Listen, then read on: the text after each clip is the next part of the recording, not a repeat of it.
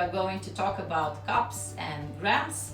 And a couple of months ago I tried to make my recipe for my mud cake in cups, and I found out something that I didn't know before, and it's very interesting. Perhaps a lot of you already know that not all the cups are the same. It depends where you live. That means one cup in US, it's not the same as one cup in UK, and not the same as one cup in Australia. They all have different amounts of volume in their cup. That's why when you have a recipe, you have to know what kind of cups do they use and what kind of cup you have at home, so you do accordingly.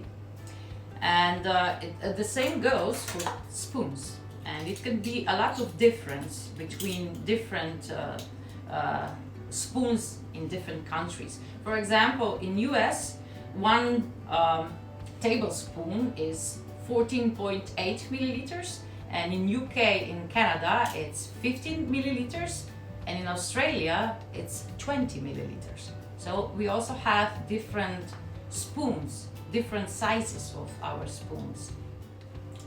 And the second thing is, if you have a cup, no matter which kind of cup, it depends on an ingredient, how exact you can be.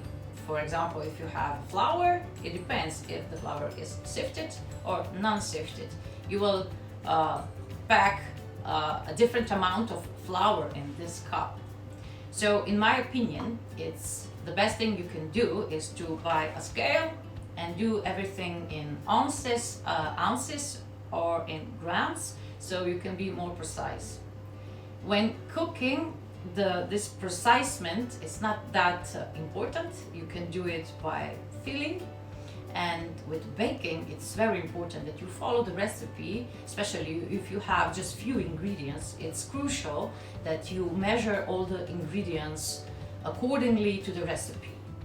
If you still want to do your recipes in cups, I will give you a link where you can convert all the grams into different cups and vice versa, so I think this will be helpful for you. So if you haven't already, do buy a scale so your recipes and your cake creations can be perfect each and every time. That's all for me today, guys. I wish you all the best, happy baking, and don't forget that anything is possible. Bye bye.